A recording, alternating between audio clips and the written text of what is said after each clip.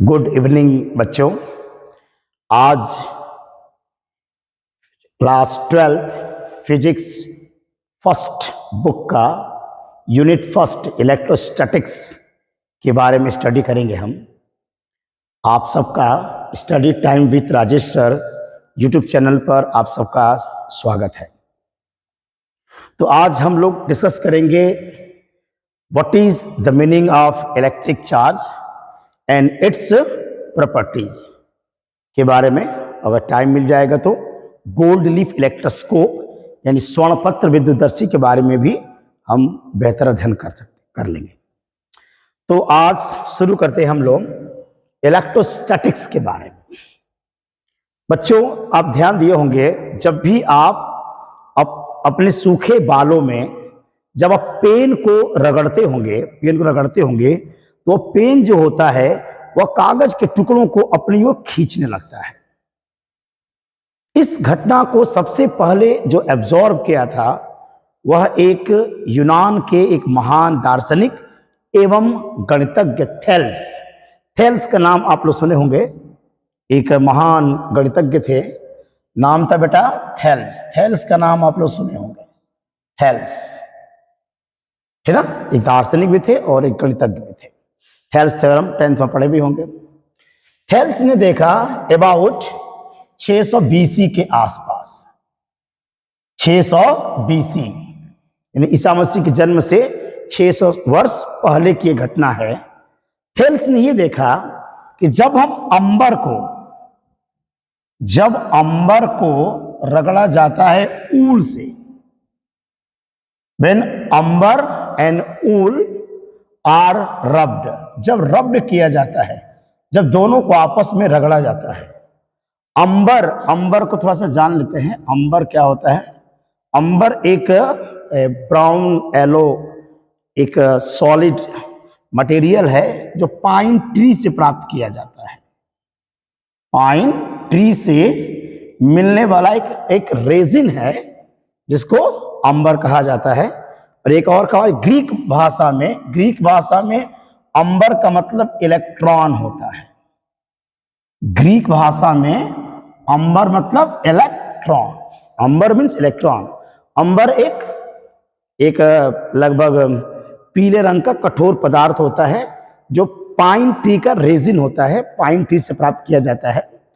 और जब अंबर को ऊन से जब रगड़ा जाता है बेटा, तो जो अंबर होता है, इस अंबर के अंदर स्मॉल पेपर बीड्स, कागज के छोटे छोटे टुकड़ों को अपनी तरफ अट्रैक्ट करने का प्रॉपर्टीज आ जाता है। इस घटना को सबसे पहले जो देखा था वह 600 BC के आसपास थेल्स नामक वैज्ञानिक ने इसको देखा। इवन जब अंबर को ऊल से जब हम रब करते हैं तो अंबर के अंदर एक कैरेक्टर डेवलप होता है कि अंबर जो होता है वह कागज के छोटे छोटे टुकड़ों को अपनी ओर आकर्षित करने लगता है। इलेक्ट्रिक जो चार्ज होता है, इलेक्ट्रिक चार्ज का जो हिस्ट्री है इसी एक्सपेरिमेंट से शुरू होता है। हम लोग पढ़ने जा रहे हैं वैद्युत आवेश के बारे में अध्ययन करेंगे। वैद्युत आवेश, इलेक्ट्रिक चार्ज क्या होता है बेटा? इलेक्ट्रिक चार्ज के बारे में हम स्टडी करने वाले हैं। इलेक्ट्रिक चार्ज क्या होता है? तो चार्ज के बारे में सबसे पहला एक्सपेरिमेंट थेल्स का, अंबर को जब ऊन से रगड़ा गया तो amber can able to attack small paper beads to itself. तो ऐसा माना जाता है कि पहले मैंने क्लासिकल फिजिक्स में यह माना जाता था कि जब दो मटेरियल को आपस में रब किया जाता है तो उस रबिंग से कुछ एनर्जी निकलती है और उस एनर्जी की वजह से मैटर के अंदर एक प्रॉपर्टीज आती है और इस प्रॉपर्टी की वजह से यह कागज के छोटे छोटे टुकड़ों को अपनी ओर अट्रैक्ट करने लगता है। तो कहा जाता था कि इस मटेरियल के अंदर चार्ज आ गया है, इलेक्ट्रिक चार्ज प्रोड्यूस हो गया। ठीक है। बाद में लगभग 1600 AD में एक्सपेरिमेंट हुआ। डॉक्टर गिलबर्ट डॉक्टर गिलबर्ट ने एक एक्सपेरिमेंट किया और उनका एक्सपेरिमेंट था कि जब भी हम ग्लास रॉड को जब रब किया जाता है सिल्क से जब रब करेंगे तो ग्लास रॉड के अंदर भी एकदम सेम वही फिनोमिना आती है। जब कांच के छड़ को रेशम से रगड़ते हैं तो कांच का जो छड़ है यह भी कागज के छोटे छोटे टुकड़ों को अपनी ओर आकर्षित करने लगता है, अर्थात इसके अंदर भी आवेश आ जाता है। लेटर ऑन 1750 के आसपास 1750 यूएसए एक साइंटिस्ट थे बेंजामिन फ्रैंकलिन,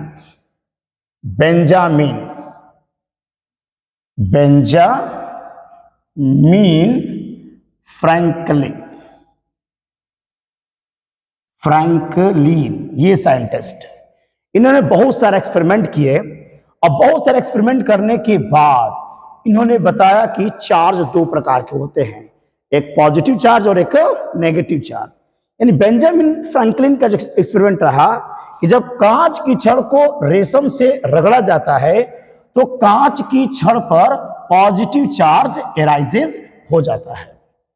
और इसी तरीके से जब आबनूस रॉड को, एक और रॉड होती है बेटा आबनूस रॉड, जब आबनूस रॉड को आबनूस एक ट्री होता है, आबनूस एक लकड़ी वुड है, और इस आबनूस की रॉड को जब हम रब करते हैं फर से, बिल्ली के खाल से जब इसको रगड़ा जाता है तो इसके ऊपर नेगेटिव चार्ज एराइजेस हो जाता है। ये बहुत सारे एक्सपेरिमेंट किए गए बाय बेंजामिन फ्रैंकलिन, और बेंजामिन फ्रैंकलिन के एक्सपेरिमेंट के बाद ये दो रिजल्ट प्राप्त किए गए। कांच की छड़ को रेशम से रगड़ने पर कांच की छड़ पर पॉजिटिव चार्ज आता है, जबकि आबनूस की छड़ को बिल्ली के खाल से रगड़ने पर इसके ऊपर माइनस चार्ज आ जाता है। यानी बेंजामिन फ्रैंकलिन के अनुसार जो इलेक्ट्रिक चार्ज होते हैं वो दो प्रकार के होते हैं, एक पॉजिटिव चार्ज और एक नेगेटिव चार्ज। पॉजिटिव चार्ज और नेगेटिव चार्ज। अब इसको देखा जाए ऐसा क्यों होता है, अगर इसका रीजन हम जानना चाहें क्यों ऐसा होता है कि कांच की छड़ को अगर मैं रेशम से रगड़ दूं, silk, when glass rod and silk are rubbed each other, the glass rod has occurred positive charge। इसके ऊपर बेटा प्लस चार्ज आ जाता है, पॉजिटिव चार्ज आ जाता है। पहले तो इस घटना को समझिए ऐसा क्यों होता है, पॉजिटिव चार्ज ग्लास रॉड पर क्यों आता है। इसका जवाब हम आधुनिक फिजिक्स के आधार पर दे सकते हैं, क्योंकि जितने भी मैटर होते हैं बेटा, द्रव्य, जितने भी द्रव्य होते हैं मैटर, तो मैटर जनरली किससे मिलकर बने होते हैं, मॉलिक्यूल से, यानी अणु से मिलकर बने होते हैं बेटा। अणु बने मॉलिक्यूल, क्या होता है बेटा, मॉलिक्यूल से मिलकर बना होगा। अगर मॉलिक्यूल को तोड़ेंगे तो क्या मिलेगा बेटा, परमाणु मिलेगा। परमाणु मतलब क्या बने, एटम मिल जाएगा। अगर एटम को तोड़ेंगे तो क्या मिलेगा, nucleus and around its electron cloud. मतलब सिंपली मान सकते हैं कि इलेक्ट्रॉन, प्रोटॉन और क्या मिलेगा, न्यूट्रॉन मिलेगा। इससे भी छोटा पार्टिकल्स क्या मिल सकता है, क्वार्क कण मिल जाएगा। और इससे भी छोटा particle Higgs boson, Higgs boson, ठीक है बेटा।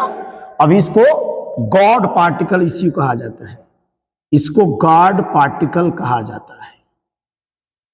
क्या बोलते बेटा, गॉड पार्टिकल के नाम से जानते हैं, ठीक है। अब इस पर रिसर्च चल रहा है, इस पर रिसर्च चल रहा है हिग्स बोसान या गॉड पार्टिकल पर। एक यूरोप की एक कंपनी है सर्न कंपनी, इस पर रिसर्च कर रही है हिग्स बोसान के ऊपर। सर्न एक कंपनी है। सर्न कंपनी है। और इस एक्सपेरिमेंट का नाम है LHC। क्या नाम बेटा है? LHC experiment, LHC experiment, LHC experiment. इस एक्सपेरिमेंट की वजह से हम हिग्स बोसॉन को पकड़ने की कोशिश कर रहे हैं, उसके बारे में जानने का प्रयास कर रहे हैं। चलिए, तो क्लियर हो गया कि सब कुछ जितने भी मटेरियल होते हैं बेटा, छोटे छोटे पार्टिकल्स से मिलकर बने होते हैं। And these particles are known as molecules. These particles are known as molecules. Molecules are further splitted into another smaller particles. They are called atoms. Molecules को तोड़ेंगे तो क्या मिलेगा बेटा? एटम मिलेगा, परमाणु मिलेगा। और परमाणु को तोड़ेंगे तो जनरली मान लेते हैं इलेक्ट्रॉन, प्रोटॉन और न्यूट्रॉन। वैसे एटम की परिभाषा ये है कि एटम क्या है? तो atom is the composition of nucleus and electron cloud. उसके चारों तरफ एक इलेक्ट्रॉनों का बादल होता है। फिर भी इलेक्ट्रॉन, प्रोटॉन, न्यूट्रॉन से मिलकर एटम बना होता है। इतना जानकारी होगा। इलेक्ट्रॉन पर नेगेटिव चार्ज -1.6 इंटू 10 के पावर -19 कूलम्स। प्रोटॉन पर ठीक इतना ही पॉजिटिव होगा, प्लस 1.6 इंटू 10 के पावर -19। सेम एकदम इलेक्ट्रॉन प्रोटॉन दोनों का चार्ज बिल्कुल सेम होता है। परिमाण माने जो उनका मैग्नीट्यूड सेम है, बस उनका जो चिन्ह है वह विपरीत होता है। ओके, और चार्ज को डिफाइन किया था, पढ़े होंगे आप लोग, मिल्कन एक्सपेरिमेंट, मिल्कन ऑयल्स ड्रॉप एक्सपेरिमेंट, जिसके आधार पर इलेक्ट्रॉन पर चार्ज को डिफाइन किया गया था। और ये क्या होता है बेटा? उदासीन होता है, न्यूट्रल। इस पर कोई आवेश नहीं होता है, कोई आवेश नहीं होता है। एटम में सिंपल एक अवेयरनेस कहा जाए, एटम का एक सिंपल अवेयरनेस होना चाहिए कि एटम के अंदर एक न्यूक्लियस होगा। न्यूक्लियस में एटम का लगभग पूरा मास और पूरा पॉजिटिव चार्ज एटम के अंतर्गत होता है। 99.9% एटम का पूरा मास न्यूक्लियस में होगा। और इसके चारों तरफ इलेक्ट्रॉन्स क्या करता है? रिवॉल्व्स करते रहते हैं। ठीक है बेटा, ये इलेक्ट्रॉन रिवॉल्व्स करते रहते हैं। एक एटम में कितने सेल होंगे? सेल इनफाइनाइट हो सकते हैं। पहला सेल, दूसरा सेल, तीसरा, चौथा, पांचवा, छठवां, सातवां, आठवां, नौवां, 10वां, मतलब इनफाइनाइट सेल होगा बेटा। कितने सेल होंगे? इनफाइनाइट सेल होंगे। Some cells are ground and some cells are excited.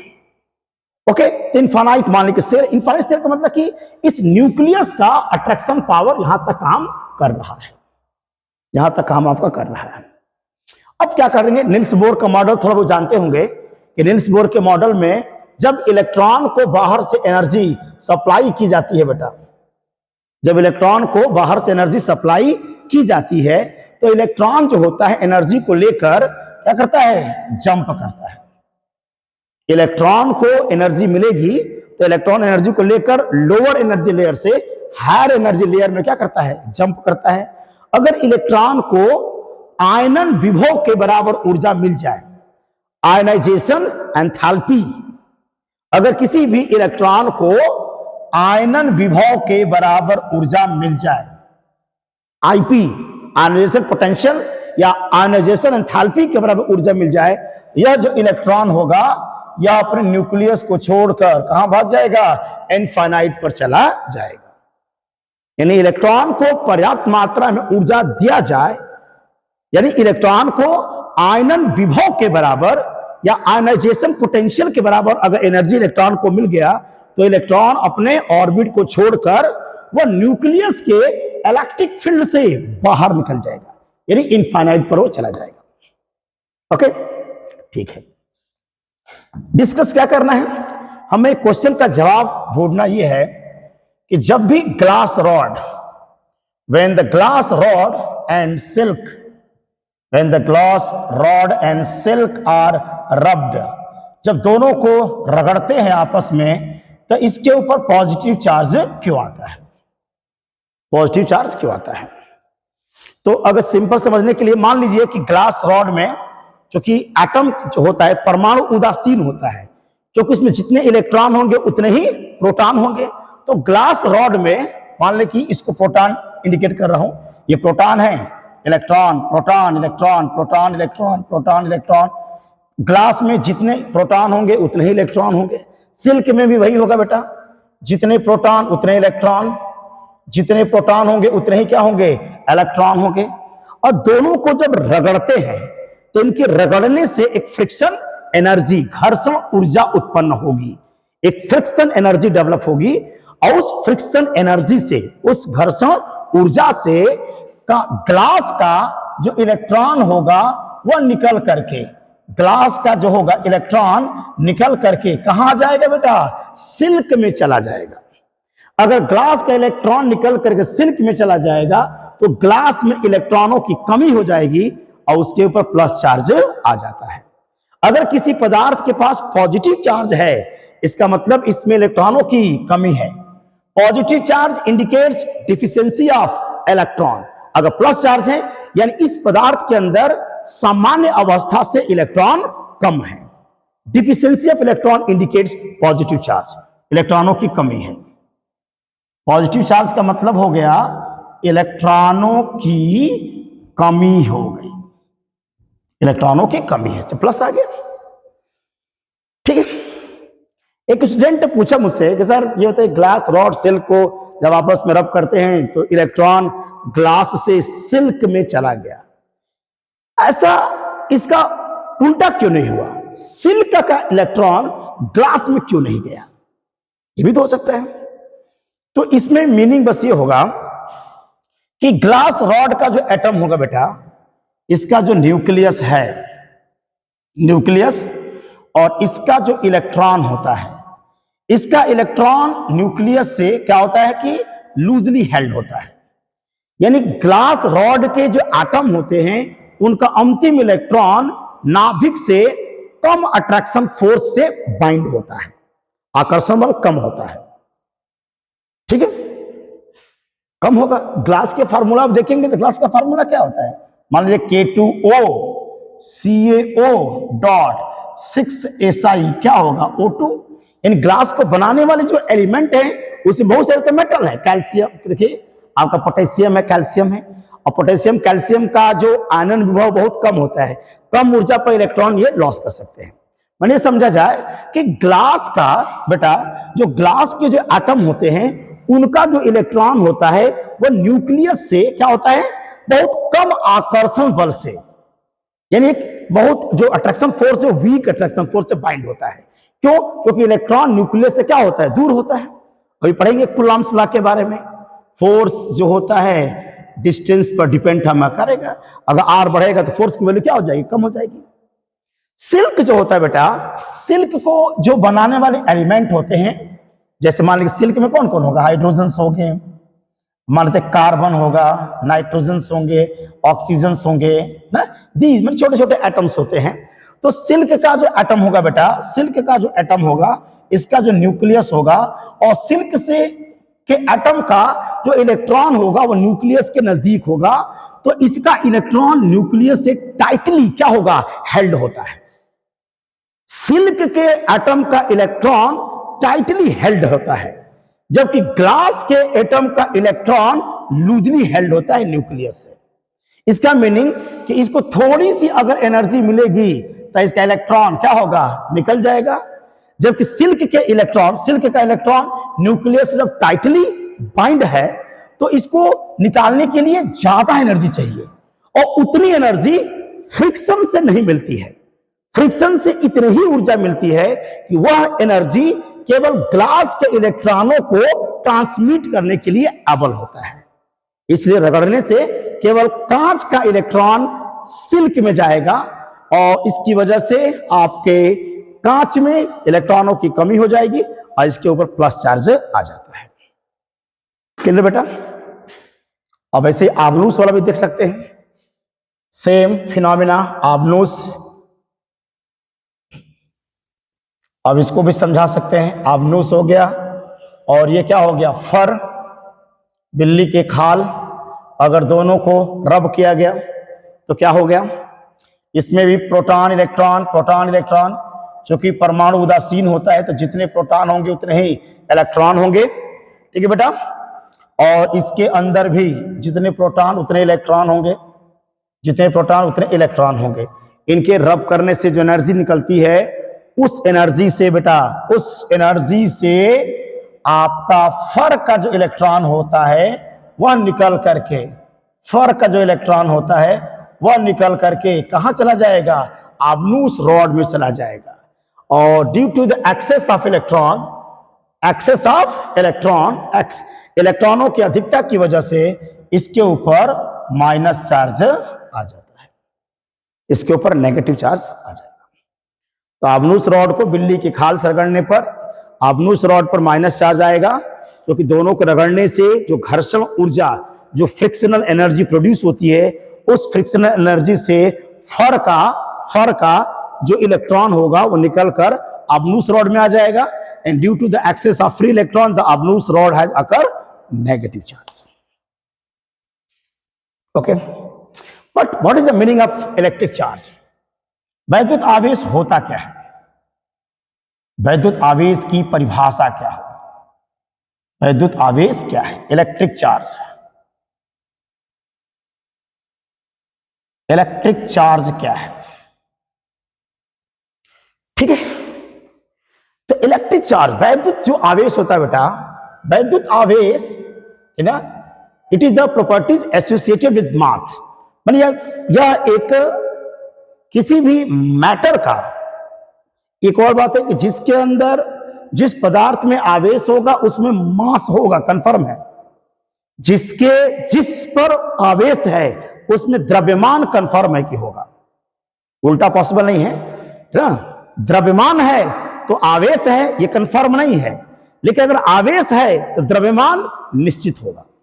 ठीक है, तो मान लें कि आवेश जो है, वैद्युत जो आवेश है, यह एक द्रव्य का या मैटर का एक ऐसा कैरेक्टर होता है जिसकी सहायता से हम दो प्रभाव उत्पन्न कर सकते हैं बेटा। एक है वैद्युत प्रभाव और एक होगा चुंबकीय प्रभाव।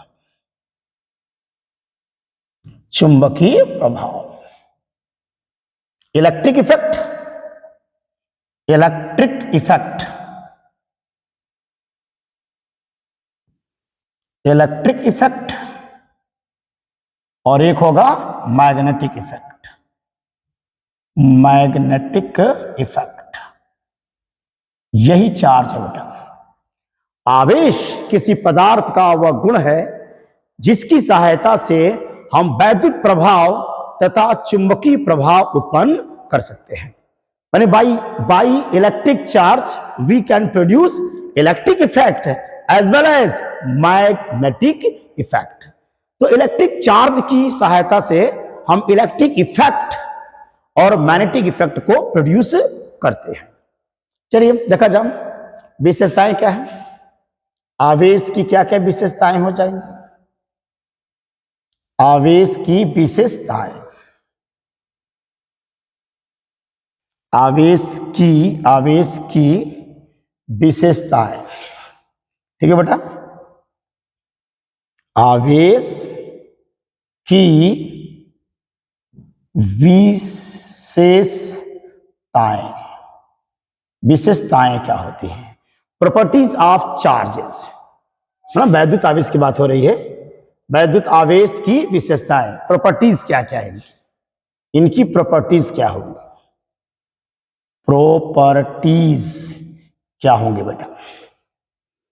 आवेश की सबसे पहली विशेषता बता दूं मैं कि जो आवेश होता है बेटा, जो आवेश होगा, आवेश यह दो प्रकार का होगा, एक होगा पॉजिटिव और एक होगा नेगेटिव। किसने बताया? बेंजामिन फ्रैंकलिन ने प्रूव किया कि आवेश दो प्रकार के होंगे, पॉजिटिव और एक नेगेटिव। दूसरा इफेक्ट हो जाएगा, जानते होंगे कि अगर पॉजिटिव चार्ज है, प्लस है, और ये भी प्लस है बेटा, प्लस प्लस, अगर ये माइनस है और ये भी क्या है बेटा, माइनस है, तो कहा जाता है कि जो लाइक चार्ज होते हैं वो रिपल करते हैं। लाइक चार्ज रिपल करते हैं, लाइक चार्ज रिपल करते हैं। लाइक चार्ज में रिपल्सन होता है, समान आवेशों में प्रतिकर्षण, दूर भागते हैं, समान आवेशों में प्रतिकर्षण होता है। ठीक है, प्लस प्लस दूर भागेंगे, माइनस माइनस दूर भागेंगे। अगर लाइक चार्ज है दे आर रिपल्ड, और अगर अनलाइक चार्ज है, जैसे मान लीजिए कि अगर एक पॉजिटिव है और एक क्या है नेगेटिव है, तो इनके बीच में क्या होगा, अट्रैक्शन फोर्स होगा। या अगर मान लो कि नेगेटिव है और अगर ये पॉजिटिव है, तो इन दोनों में क्या होगा, एक अट्रैक्शन फोर्स काम करेगा, आकर्षण बल। क्या होगा बेटा, आकर्षण बल, अट्रैक्शन फोर्स इसमें काम करेगा। इसके एक्सेप्शन भी है ना। प्लस चार्ज रिपल होगा, माइनस चार्ज रिपल होगा, प्लस चार्ज अट्रैक्ट होगा, minus charge plus charge attract होगा। तो like charges ripple while unlike charge attract each other. ठीक है, इसमें एक्सेप्शन ये हो सकता है कि दो प्लस अट्रैक्ट भी कर सकते हैं। अगर एक पॉजिटिव चार्ज बहुत बड़ा हो और दूसरा पॉजिटिव चार्ज बहुत छोटा हो, तो उन दोनों में अट्रैक्शन पॉसिबल है। चलिए, लेकिन सिंपल बस जानते रहिए, प्लस प्लस रिपल करेगा, मैं like charges repel where is unlike charge attract each other. Second character हो गया।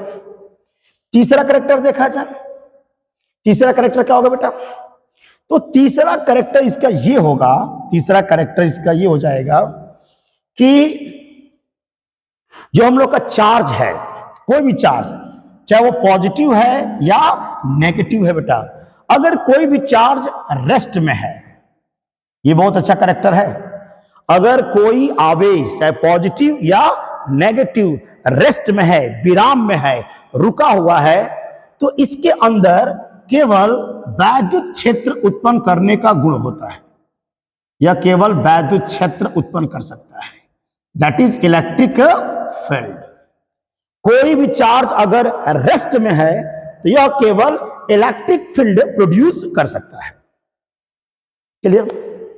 फोर्थ वन क्या होगा, फोर्थ वन कैरेक्टर ये होगा बेटा, फोर्थ वन कैरेक्टर ये हो जाएगा कि अगर कोई चार्ज, यदि कोई चार्ज पार्टिकल, पॉजिटिव या नेगेटिव चार्जिकल, अगर वो गति करने लगे, uniform motion, uniform motion, uniform motion, ठीक है बेटा, एक समान गति, एक समान गति कहने का मतलब उसमें एक्सेलरेशन नहीं है। माने मान लेते हैं इसके अंदर जो एक्सेलरेशन है वह क्या है बेटा, जीरो है। अगर कोई भी आवेशित कण, चाहे वो पॉजिटिव हो या नेगेटिव हो, यदि वह एक समान गति कर रहा है, यूनिफॉर्म मोशन कर रहा है, तो वह दो चीजों को प्रोड्यूस करेगा, वह दो चीजों को प्रोड्यूस करेगा। एक होगा इलेक्ट्रिक इफेक्ट और दूसरा होगा मैग्नेटिक इफेक्ट। यानी अगर कोई भी आवेश यूनिफॉर्म मोशन में है तो वह दो क्षेत्र को पैदा कर सकता है, एक वैद्युत क्षेत्र और एक चुंबकीय क्षेत्र। एक वैद्युत क्षेत्र को पैदा करेगा ये वैद्युत क्षेत्र, और एक चुंबकीय क्षेत्र को भी पैदा वो कर सकता है। कोई भी चार्ज पार्टिकल, चाहे वो प्लस है या माइनस है, यदि एक समान गति कर रहा है तो वह वैद्युत क्षेत्र तथा चुंबकीय क्षेत्र दोनों प्रोड्यूस करता है। अगला कैरेक्टर, नेक्स्ट कैरेक्टर हो जाएगा इसका, यदि कोई भी चार्ज पार्टिकल, चाहे वो पॉजिटिव हो या नेगेटिव हो, अगर वो गति करे, त्वरित गति, कौन सी गति करे बेटा, त्वरित गति, एक्सीलरेटेड मोशन। चार्ज पार्टिकल ऐसा गति कर रहा है जिसमें एक्सीलरेशन है। अगर एक्सीलरेटेड चार्ज पार्टिकल है तो वह तीन चीज को प्रोड्यूस कर सकता है, वह तीन चीजों को प्रोड्यूस कर सकता है। आर यू गेटिंग बेटा, तीन चीजों को प्रोड्यूस कर सकता है।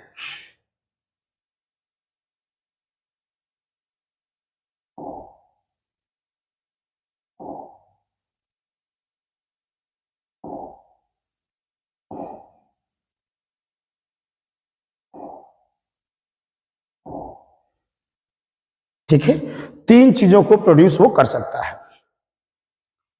ठीक है,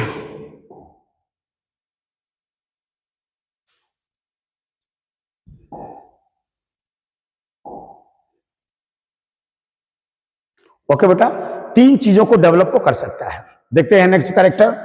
यदि कोई भी चार्ज पार्टिकल कैसा गति करे बेटा, त्वरित गति का है, यदि वह त्वरित गति करता है, यानी ऐसा गति जिसके अंदर एक्सीलरेशन है, तो वह 3 चीज को उत्पन्न कर सकता है बेटा।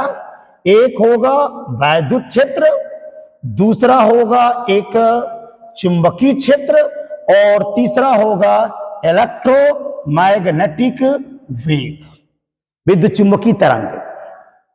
यानी त्वरित गति करता हुआ आवेशित कण वैद्युत क्षेत्र, चुंबकीय क्षेत्र तथा विद्युत चुंबकीय तरंगों को उत्पन्न कर सकता है। यानी अगर कोई भी चार्ज पार्टिकल एक्सेलरेट हो रहा है तो वह electric field, magnetic field as well as electromagnetic wave को जनरेट करेगा। अब ये क्या होती है, विद्युत चुंबकीय तरंग। विद्युत चुंबकीय तरंग के बारे में एक छोटा सा स्पेक्ट्रम 11th में पढ़े होंगे, विद्युत चुंबकीय तरंगों का स्पेक्ट्रम। वैसे बहुत डिटेल में पढ़ना है, देखो। तो विद्युत चुंबकीय तरंगे सामान्यतः एक ऐसी तरंगे होती हैं जिन तरंगों को चलने के लिए किसी माध्यम की जरूरत नहीं पड़ती है। बिना मीडियम का भी ये विद्युत चुंबकीय तरंगे ट्रांसमिट कर सकती हैं। तो कौन कौन सी ऐसी वेव्स होती हैं, तरंगे होती हैं जिनको चलने के लिए किसी माध्यम की जरूरत नहीं पड़ती है। अगर इनका छोटा सा एक स्पेक्ट्रम में देखूं, अगर मैं छोटा सा इनका मैं स्पेक्ट्रम देखूं बेटा, तो हमारे स्पेक्ट्रम में कौन कौन आएगा देखते हैं। मैंने कौन कौन सी ऐसी वेवें हैं जो विद्युत चुंबकीय तरंगों के अंतर्गत आ जाती हैं। तो इसमें पहला जो वेव आती है बेटा गामा किरण, गामा रे। इसके बाद क्या होती है, एक्सरे। इसके बाद होती है बेटा अल्ट्रा वायलेट, पराबैंगनी किरणें। इसके बाद आता है लाइट, प्रकाश भी विद्युत चुंबकीय क्या है, तरंग है। और इसमें आ जाएगा आईआर, इंफ्रारेड और रक्त किरणें। इसके बाद इसमें आएगा माइक्रोवेव, और इसके बाद आएगा बेटा रेडियो वेव। क्या जाएगा, रेडियो वेव, ठीक ना, रेडियो वेव के अंतर्गत आ जाती है दीज वेव्स। ये जो वेव्स है बेटा, इन वेव को चलने के लिए मीडियम की जरूरत नहीं करती हैं। These are the electromagnetic waves. बहुत डीपली स्टडी करेंगे इन हर के बारे में, एक एक के बारे में पढ़ाया जाएगा कि गामा रे क्या होती हैं, क्या इनका प्रॉपर्टीज है, कैसे इनका क्या यूजेस है, एक्सेट्रा एक्सेट्रा। ये सब हम लोग इसको स्टडी करेंगे। अगर एक सिंपल में एक यूज देखा जाए तो इसका यूज कहाँ होगा बेटा, गामा रे का यूज बता सकता कोई? तो गामा रे का यूज कर सकते हैं आपका जैसे कोबाल्ट जो 60 होता है ना बेटा, वहां से निकलने वाली जो गामा रे होती है वह कैंसर के इलाज में उसका प्रयोग किया जाता है। तो गामा रे का कैंसर के इलाज में उपयोग किया जाता है। एक्सरे तो जानते ही होंगे, दंदार एक्सरे, बोन फ्रैक्चर, आपके शरीर के अंदर जो बोन का स्ट्रक्चर्स है वो सब ये डिफाइन कर सकता है। बिकॉज एक्सरे का क्या प्रिंसिपल है, बड़ा मजा आएगा। प्रोफेसर रॉटजन ने इसको सबसे पहले खोज किया था। और एक और जीके इसके साथ बता दें, फिजिक्स का पहला नोबेल प्राइज मिलने वाला साइंटिस्ट है प्रोफेसर रॉटजन, जिसने एक्सरे को बनाया था ना। ओके, एक्सरे आपकी बॉडी के अंदर का जो बोन स्ट्रक्चर्स को ले सकता है। Because this ray can able to penetrate the muscles but cannot penetrate the bones ना। वो सब डिटेल में स्टडी करेंगे। इनका एक खास फायदा यूवी, पराबैंगनी किरणें का एक सबसे बड़ा यूज होता है। आपके जो आरओ मशीन होती है उस पर यूवी प्लस लिखा होता है, it to kill the bacteria, ये बैक्टीरिया को किल कर सकता है। लाइट सबसे दमदार चैप्टर, फिजिक्स सेकेंड पेपर में बहुत बड़ा एक यूनिट हम लोग पढ़ेंगे लाइट के बारे में। कुछ नए नए कैरेक्टर्स लाइट के बारे में पढ़ेंगे, है ना। विजुअलाइजेशंस के लिए रिस्पॉन्सिबल आपका लाइट होता है। आईआर, आजकल आईआर बहुत यूजफुल है बेटा। इंफ्रारेड नाइट विजन कैमरे, रात को देखने के लिए जो कैमरे होते हैं, नाइट विजन कैमरे, वो आईआर होता है। माइक्रोवेव्स का यूज किया जाता है बेटा अमन, जो अमन में खाना बनता है बेटा, उसमें माइक्रोवेव बहुत दमदार प्रिंसिपल है। रेजोनेंस प्रिंसिपल, कितना बेहतरीन प्रिंसिपल पर माइक्रोवेव्स, ओवन खाना कैसे बन जाता है वही पढ़ना है। रेडियो वेव्स, पूरा आईटी, इंफॉर्मेशन टेक्नोलॉजी, यही है रेडियो वेव। आपके मोबाइल की जो वेव है या क्या है आपका, रेडियो वेव्स होती है। यानी कि हमारे लाइफ में इलेक्ट्रोमैग्नेटिक वेव्स का बहुत बड़ा इंपॉर्टेंट है। और विद्युत चुंबकीय तरंगों को उत्पन्न कौन करेगा बेटा, एक्सीलरेटेड चार्ज पार्टिकल। बहुत दमदार पढ़ोगे। एलसी ऑसिलेटर, एलसी ऑसिलेटर्स के बारे में हम लोग ध्यान करेंगे।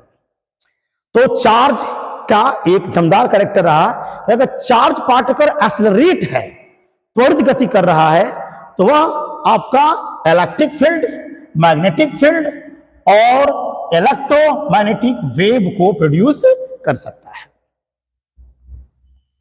आगे देखिए बेटा, अगला कैरेक्टर क्या है चार्ज का। चार्ज का एक और कैरेक्टर है, चार्ज के अंदर अगर पढ़ा जाए तो चार्ज के अंदर एक कैरेक्टर है क्वांटाइजेशन का। एक बहुत अच्छा प्रॉपर्टी है चार्ज का, charge is quantized, charge is quantized, charge is quantized. क्या बेटा, charge is quantized, charge quantized होता है। ठीक, चार्ज क्वांटाइज्ड का मतलब है कि आप चार्ज का जो वैल्यू हम ले रहे हैं, चार्ज डिस्क्रीट फॉर्म में पाया जाएगा। यानी कि we can not able to take the amount of charge, कोई चार्ज की कोई भी वैल्यू पॉसिबल नहीं है, चार्ज का हम कोई वैल्यू नहीं ले सकते हैं। जैसे कहा जाए कि जो सेल होते हैं बेटा, सेल, सेल है ना, सेल जो जिनको हम कोष कहते हैं, वही नाभिक के चारों तरफ जो घूमते रहते हैं, पहला सेल, दूसरा सेल, तीसरा सेल, चौथा shell. Shells are also quantized, shells are also quantized, energy are also quantized, energy भी क्वांटाइज्ड होती है, h nu, 2h nu, 3h new.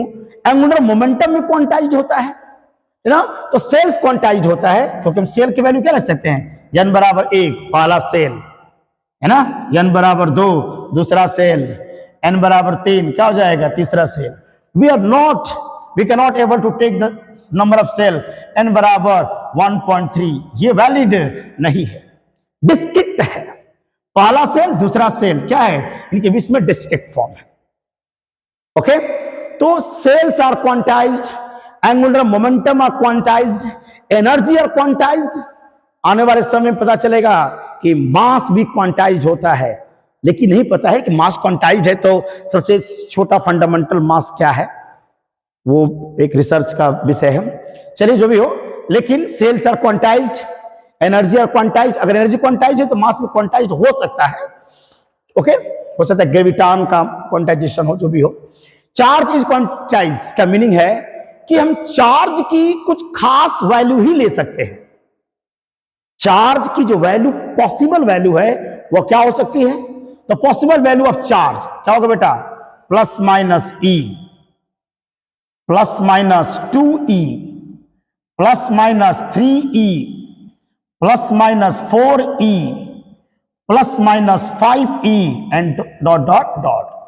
These value are possible, ये हम चार्ज की वैल्यू ले सकते हैं। और कहा जाए कि चार्ज की वैल्यू है 7/3e प्लस के, दिस इज नॉट पॉसिबल। जो चार्ज होगा वह इलेक्ट्रॉन के चार्ज का कंप्लीटली मल्टीपल होगा। क्वांटाइजेशंस कुछ खास वैल्यू लेंगे, देखिए 1, उसके बाद क्या लेंगे 2, फिर क्या लेंगे 3, यानी कि एकदम बिल्कुल आप डिस्क्रीट फॉर्म में आपको लेना है, यानी कंटिन्यूअस फॉर्म में वैल्यू को नहीं लेना है। अमाउंट ऑफ चार्ज की जो वैल्यू है कंटिन्यूअस फॉर्म में नहीं है, 1, 1.1, 1.2 ऐसे कुछ नहीं लेंगे। 1 के बाद क्या आएगा, 2 आएगा, 3 आएगा, 4 आएगा, 5 आएगा, 6 आएगा, यानी ये है possible value of charge. Charge 7/3 ये गलत है, या कहा जाए कि माइनस के 1/4e चार्ज, ये भी क्या है, गलत है। तो चार्ज फ्रैक्शन में, इलेक्ट्रॉन के चार्ज का फ्रैक्शन वैल्यू पॉसिबल नहीं है। हालांकि जो क्वार्क्स पार्टिकल्स होते हैं, जैसे अप है, डाउन है, उन पर जो चार्ज होता है वो फ्रैक्शनल होता है, but they are the unstable particles. वो क्या होते हैं, बहुत ही अस्थायी कण होते हैं, तो उनको अभी हम स्टडी में सम्मिलित नहीं करेंगे। अगर मैं मान लो कि इलेक्ट्रॉन एक सबसे छोटा पार्टिकल है स्टेबल में, तो उस रेस्पेक्ट में चार्ज क्या है? क्वांटाइज्ड है। चार्ज हम लोग का क्वांटाइज्ड है। तो चार्ज क्वांटाइज्ड का मतलब कि जो चार्ज होगा बेटा वह Q बराबर प्लस माइनस एन ई होगा। Plus minus n e, plus minus n e हो सकता है अमाउंट ऑफ चार्ज। अगर चार्ज को लिया जाए तो चार्ज की वैल्यू क्या हो सकती है? तो Q बराबर प्लस माइनस एन ई, जहां n की वैल्यू जो होगी वह क्या हो सकती है? 0 हो सकती है, या 1 हो सकती है, 2 हो सकती है। 1 मतलब 0, 0 मतलब कोई भी चार्ज नहीं है। चलो 0 घटा देते हैं। अगर 0 हटा दिया जाए तो चार्ज के रिस्पेक्ट में n की वैल्यू क्या लेंगे हम लोग? तो n की वैल्यू में लूंगा क्या? 1 ले सकता हूं, 2 ले सकता हूं, 3 ले सकता हूं, 4 ले सकता हूं, 5 ले सकता हूं, डॉट डॉट डॉट। जो n है यहां पॉजिटिव इंटीजर है। तो चार्ज क्वांटाइज्ड होगा। चार्ज क्वांटाइज्ड होगा यानी कि चार्ज की जो पॉसिबल वैल्यू होगी वो प्लस माइनस ई या प्लस माइनस 2e। इसको ऐसे भी कह सकते हैं कि अगर चार्ज में माने कुल आवेश में, अगर कुल आवेश में मैं इलेक्ट्रॉन के आवेश से भाग दूं तो पूरा पूरा क्या होगा? कट जाना चाहिए बेटा। कुल आवेश में अगर इलेक्ट्रॉन के आवेश से भाग दिया जाए तो वो कंप्लीटली क्या होगा? विभाज्य होगा, पूरा पूरा कट जाएगा। ओके, तो चार्ज क्वांटाइज्ड होगा। चार्ज की जो पॉसिबल वैल्यू होगी बेटा, चार्ज की जो पॉसिबल वैल्यू होगी वो क्या होगा? प्लस माइनस ई होगा, plus minus 2e, plus minus 3, plus minus 4e, plus minus 5e। ये वैल्यू हम ले सकते हैं। चार्ज जो होता है वो डिस्क्रीट होता है, कॉन्टिन्यूअस नहीं होगा। ओके, तो चार्ज के अंदर क्वांटाइजेशन का कैरेक्टर पाया जाता है। फॉर्मूला क्या होगा चार्ज का? Q बराबर प्लस माइनस ई, जहां n बराबर 1 2 3 4 एंड सो ऑन। चलिए, चार्ज क्वांटाइज बहुत इंपॉर्टेंट लेक्चर है। चार्ज क्वांटाइज्ड है। एक और चार्ज के अंदर कैरेक्टर पाया जाता है, चार्ज इज कंजर्व्ड। आवेश संरक्षित होता है। अगर मैं हिंदी में लिखूं इसको, आवेश संरक्षित होता है, संरक्षित होता है।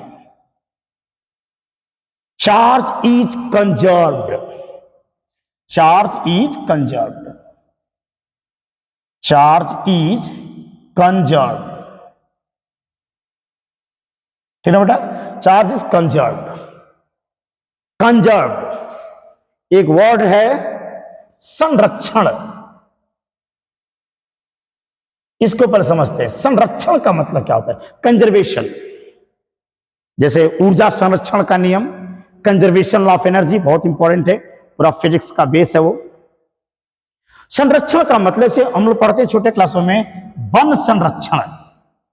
तो वन संरक्षण का मतलब क्या होता है?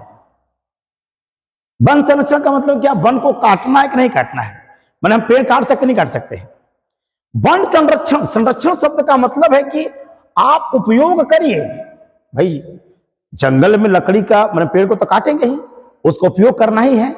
संरक्षण पर यह ध्यान देना है कि उसकी कुल संख्या में कोई फर्क नहीं पड़ना चाहिए।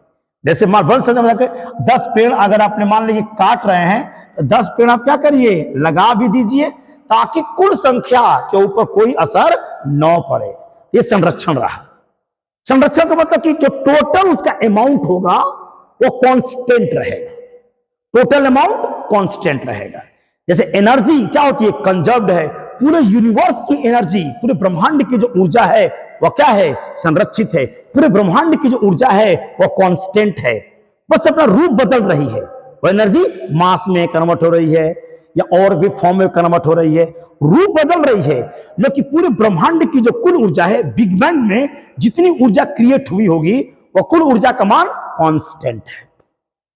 ओके, संरक्षण का मतलब टोटल अमाउंट कांस्टेंट होना चाहिए।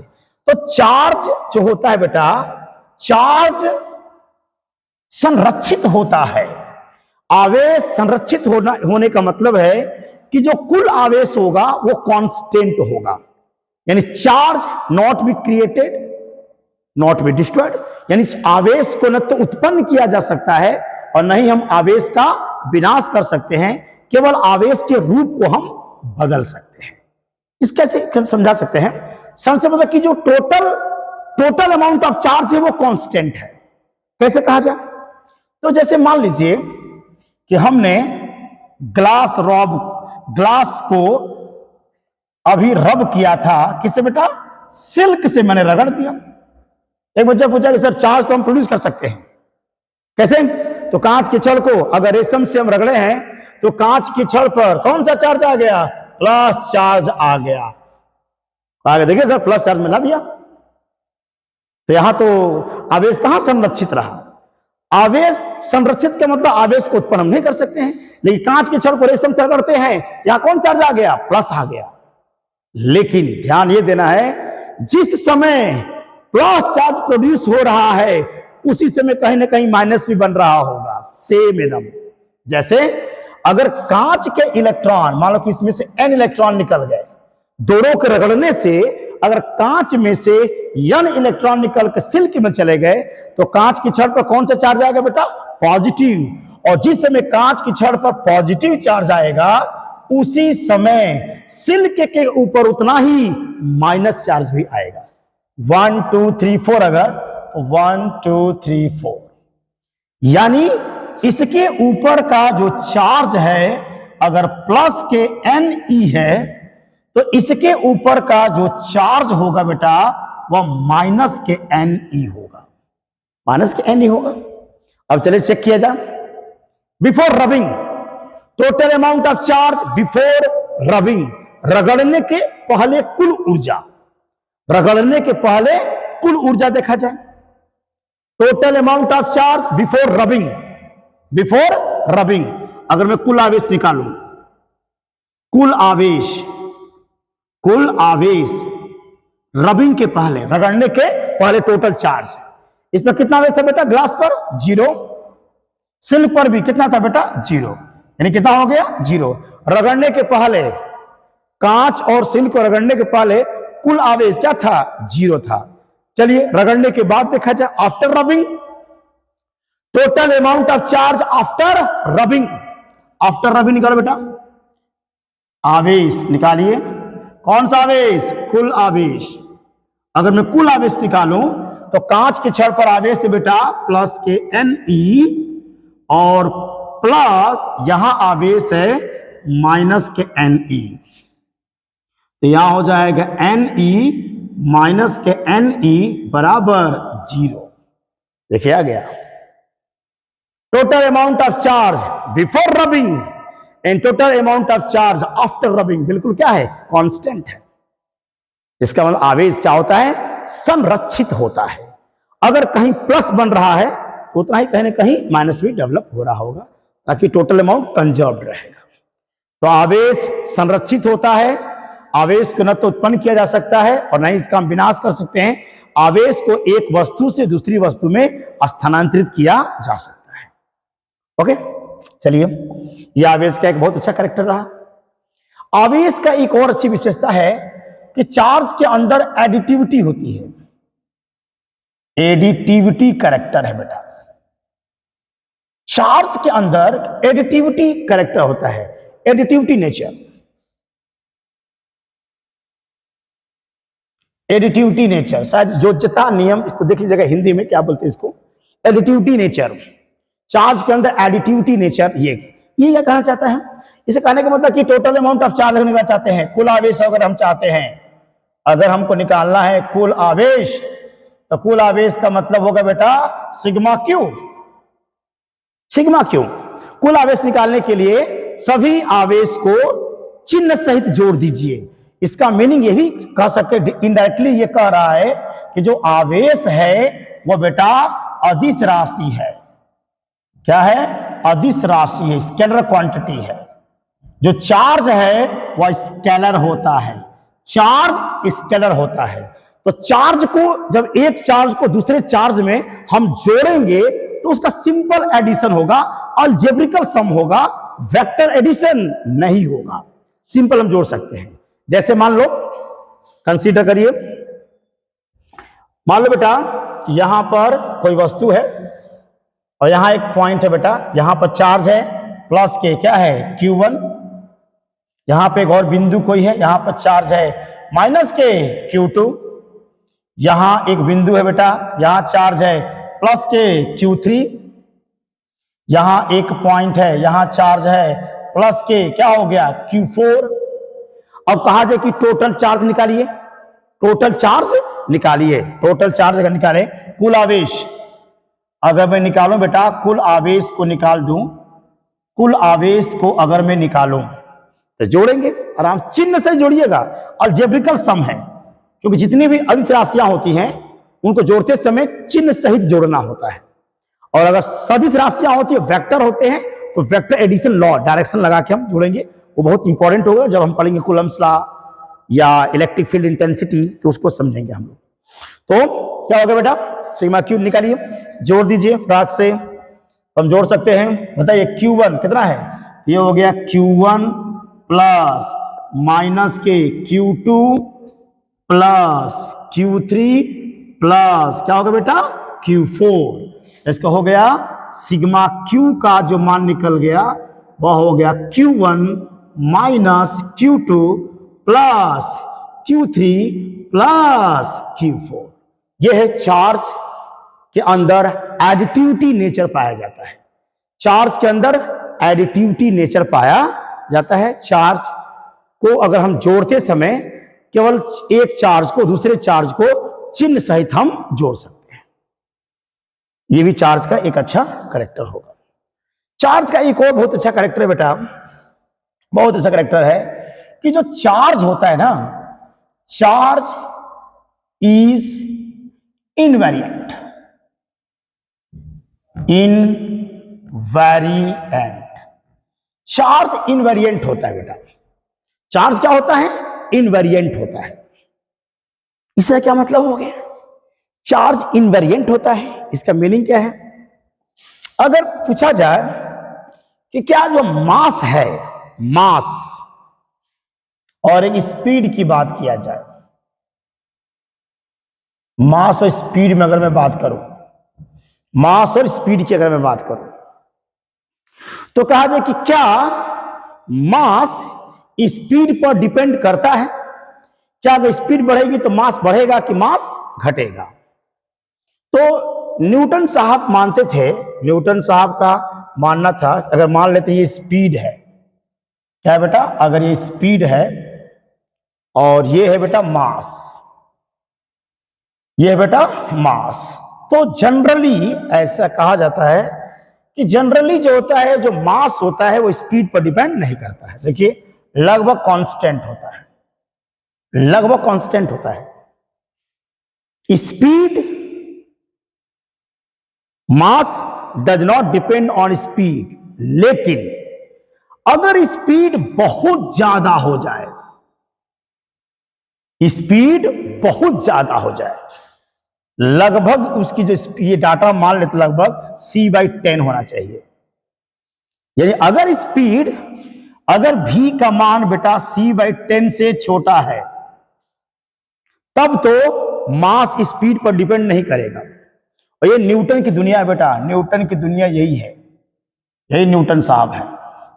न्यूटन के फार्मूले तभी अप्लीकेबल होंगे जब स्पीड के साथ साथ मास क्या होती है, कांस्टेंट होती है। मैकेनिक्स, तो ये जो मैकेनिक्स है, न्यूटन का जो मैकेनिक्स है, तो ये ध्यान रखिएगा कि न्यूटन ने माना कि जो मास होता है, मास स्पीड पर डिपेंड नहीं करता है। तो न्यूटन के जितने भी फार्मूले होते हैं वो शायद इस बात पर लगेंगे कि अगर मास कांस्टेंट होगा तभी वैलिड होगा। लेकिन स्पीड बहुत ज्यादा हो जाए, लगभग इतना ज्यादा कि उस स्पीड को हम लाइट की स्पीड से लगभग कंपेयर कर सकते हैं। लाइट की स्पीड जानते हैं बहुत ज्यादा होती है, c की वैल्यू होती है 3 × 10⁸ मीटर पर सेकंड। अगर किसी वस्तु की स्पीड बहुत ज्यादा हो जाए, लाइट की स्पीड के आसपास, तो उस दशा में बेटा मास जो होगा स्पीड के साथ साथ बढ़ने लगेगा। देखिए ग्राफ में देख लीजिए, यह है Albert Einstein, quantum physics.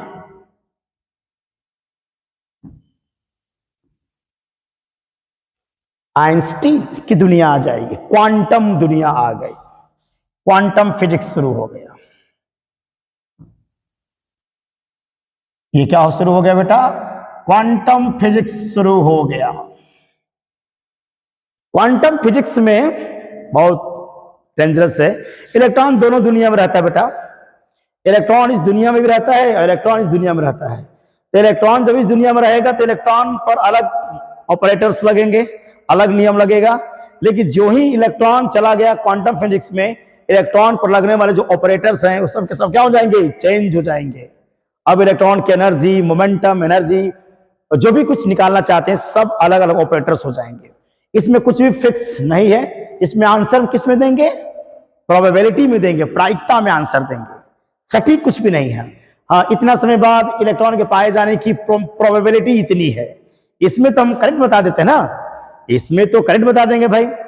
Newton की दुनिया में अगर यू मान लो कि दिया जाए, ठीक है बेटा, अगर टाइम दे दिया जाए, एक्सीलरेशन दे दिया जाए, तो मैं बता सकता हूं कि v की एग्जैक्ट वैल्यू क्या होगी न्यूटन की दुनिया में। बोलो बेटा, v बराबर u प्लस AT अप्लाई करके हम आराम से बता सकते हैं एग्जैक्ट वैल्यू। लेकिन अगर इलेक्ट्रॉन चला गया क्वांटम दुनिया में, अगर इलेक्ट्रॉन का u भी पता है, t पता है, a पता है, फिर भी आप v को सटीक नहीं बता सकते हैं। अनसर्टेनिटी है, वहां पर अनसर्टेनिटी है, यहां पर अनसर्टेनिटी है। पढ़े भी होंगे हाइजेनबर्ग अनसर्टेनिटी प्रिंसिपल। इलेक्ट्रॉन को जानना बहुत कठिन काम है। इलेक्ट्रॉन इस दुनिया में भी रहता है, इलेक्ट्रॉन इस दुनिया में भी रहता है। अलग अलग नियम इलेक्ट्रॉन्स पर लगेंगे। श्रोडिंगर वेव इक्वेशंस के बारे में आप जानते होंगे, पढ़ेंगे थोड़ा बहुत। तो स्पीड क्या होगा बेटा, मैंने कहा जाए कि क्या मास स्पीड पर डिपेंड करता है, तो इसका आंसर है यस।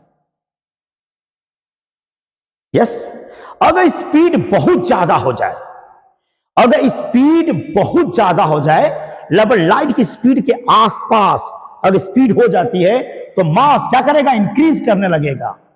और उसका फार्मूला भी जानते होंगे। उसका फार्मूला होता है m बराबर rest mass m0 under root 1 minus के v square by c square. इस फार्मूले से हम डायनेमिक मास निकाल सकते हैं। ये हमारा रेस्ट मास, डायनेमिक मास, ये स्पीड है और ये speed of light. Okay, but simply mass speed पर डिपेंड करता है। चार्ज इनवेरिएंट कहने का मतलब है कि amount of charge does not depend on speed. Speed कुछ भी हो जाए लेकिन चार्ज नहीं बदलेगा, चार्ज नहीं बदलेगा। जैसे मान लीजिए कि इलेक्ट्रॉन को लीजिए, इलेक्ट्रॉन पर चार्ज कितना होता है, 1.6 इंटू 10 के पावर माइनस के 19 कूलम। और मान इसका रेस्ट जो मास होता है, इसका जो रेस्ट मास है बेटा वह है 9.1 इंटू 10 के पावर माइनस 31 kg, लगभग इसका रेस्ट मास है। और स्पीड बहुत ज्यादा हो जाए, इलेक्ट्रॉन की जो स्पीड है वो लगभग लाइट की स्पीड के आसपास पहुंच जाए, तो मास तो बढ़ जाएगा। इलेक्ट्रॉन को अब चार्ज वही रहेगा 1.6 इंटू 10 के पावर माइनस के 19 वही रहेगा, लेकिन इसका मास बदल जाएगा बेटा। 1.6 सॉरी, इसका मास जो हो जाएगा, इसका मास होगा 9.1 इंटू 10 के power minus 31 plus delta m। इसका मास क्या करेगा, इंक्रीज कर जाएगा। यही बता रहे। चार्ज इनवेरिएंट का मतलब है स्पीड पर, अमाउंट ऑफ चार्ज स्पीड पर डिपेंड नहीं करता है, लेकिन चार्ज डेंसिटी करेगा। ध्यान रखना, चार्ज डेंसिटी स्पीड पर डिपेंड करेगा। चार्ज डेंसिटी आगे पढ़ेंगे, चार्ज डेंसिटी डिपेंड करेगा स्पीड पर, but charge does not depend on speed. Speed पर अमाउंट ऑफ चार्ज निर्भर नहीं करता है। चार्ज इनवेरिएंट का मतलब ये होता है। एक और अच्छा कैरेक्टर है चार्ज का। अगर चार्ज है बेटा तो चार्ज एसोसिएटेड विथ मास, ये बहुत एक बढ़िया कैरेक्टर, छोटा सा कैरेक्टर है लेकिन अच्छा कैरेक्टर है। चार्ज है तो मास कंफर्म है कि होगा। चार्ज है तो मास कंफर्म होगा। जैसे इलेक्ट्रॉन पर आवेश है, इलेक्ट्रॉन में द्रव्यमान भी होता है। प्रोटॉन पर चार्ज होता है, प्रोटॉन में द्रव्यमान भी होता है। अगर जिस पर आवेश है उसमें द्रव्यमान जरूर होगा। चार्ज एसोसिएटेड विथ मास, मास के साथ ये जुड़ता है। ये अभी एक बहुत अच्छा कैरेक्टर चार्ज का माना जाएगा बेटा। एक और चीज बता दे, एक और चीज बता देता बेटा। मान लो एक बॉडी है, इसका मास कितना है बेटा, m है। देयर टू बॉडीज, मान लेते हैं दो बॉडी है, एक बॉडी A एक बॉडी B है। इसका मास है m1 और इसका मास है मान लेते हैं m2। क्या बेटा, m2। यहां लिखते हैं एक बॉडी है A, इसका मास क्या है m1, और एक है कोई बॉडी मान लेते हैं B है, इसका मास है m2। Before rubbing, before rubbing ये घटना हो रही है। बिफोर रबिंग, रगड़ने के पहले घटना है। अगर रगड़ने के बाद, आफ्टर रबिंग, मान ले कि इसमें से इलेक्ट्रॉन निकलकर इसमें चला गया, n इलेक्ट्रॉन इसमें निकल करके चला गया है, A का n इलेक्ट्रॉन निकल करके B में चला गया, तो A और B को थोड़ा देखा जाए क्या पड़ेगा। A पर एक चार्ज आएगा बेटा, A पर एक चार्ज आएगा प्लस के Ne, ठीक है, और B पर जो चार्ज आएगा वो Q बराबर माइनस के Ne चार्ज आ जाएगा। मास के ऊपर क्या फर्क पड़ेगा, तो मास इसका कम हो जाएगा, m1 माइनस डेल्टा m। जिसके ऊपर पॉजिटिव चार्ज आता है उसका द्रव्यमान कम हो जाता है, और जिसके ऊपर नेगेटिव चार्ज आता है उसका मास क्या होगा बेटा, थोड़ा सा इंक्रीज कर जाएगा। तो सिंपल सी बात भाई, इसका इलेक्ट्रॉन निकल कर जब इसमें जाएगा और इलेक्ट्रॉन के अंदर भी मास है, तो जिसके ऊपर पॉजिटिव चार्ज का मास घट जाता है और नेगेटिव चार्ज का मास थोड़ा सा क्या होगा बेटा, बढ़ जाता है। तो these are the important characteristics about the electric charges, electric charges. इसके बाद हम लोग स्टडी कर सकते हैं एक बहुत इंपॉर्टेंट डिवाइस है, गोल्ड लीफ इलेक्ट्रोस्कोप, और शॉर्ट में तेजी में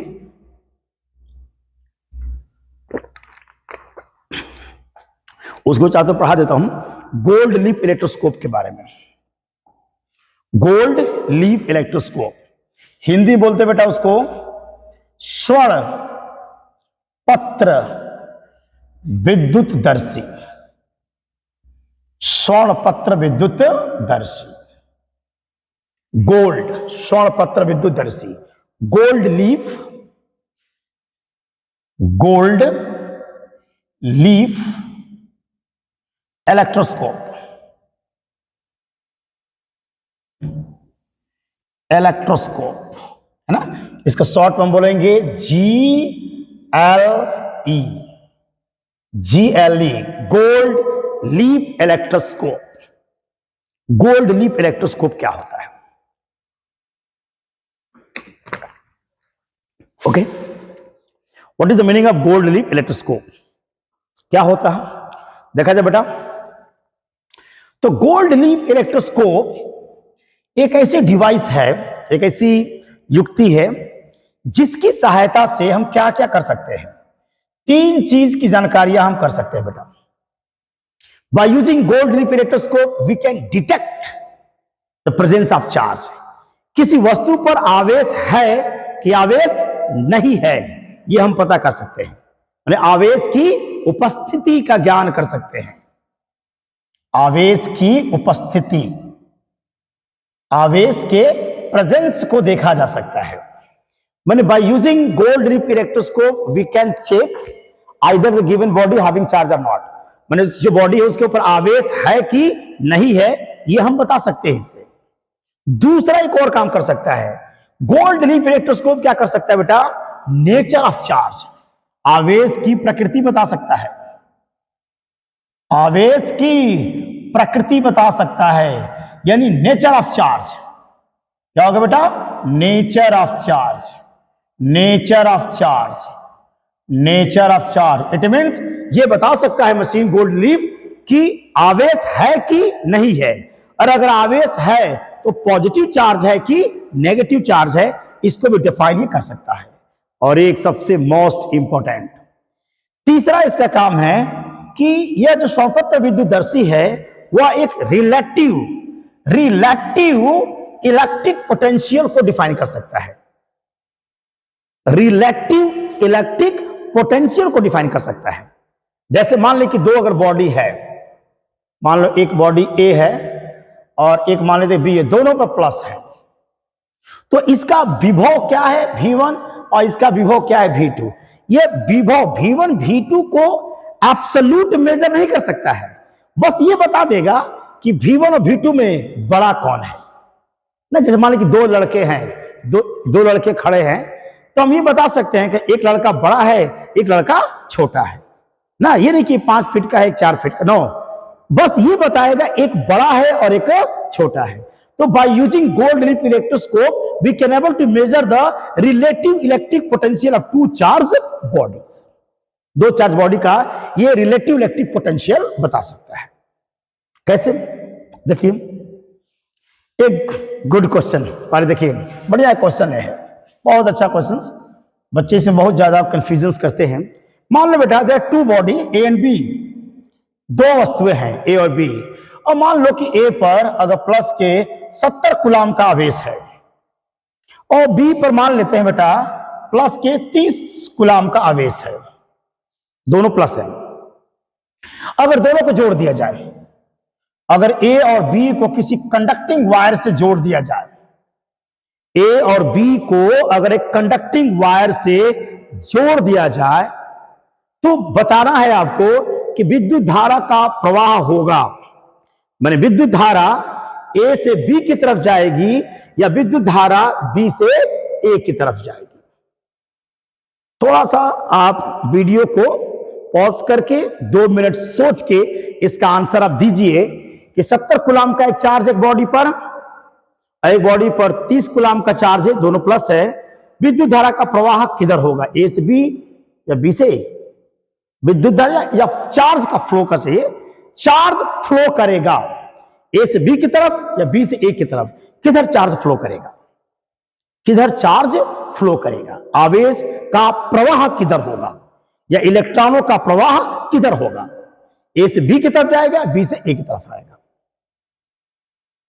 ठीक, आंसर सोच लिए होंगे। मैक्सिमम बच्चे इसका जवाब देंगे कि आवेश का प्रवाह, इलेक्ट्रॉनों का जो प्रवाह होगा या आवेश का प्रवाह होगा वह ए से बी की तरफ होगा, और यह बिल्कुल गलत है, यह बिल्कुल गलत है, क्योंकि अमाउंट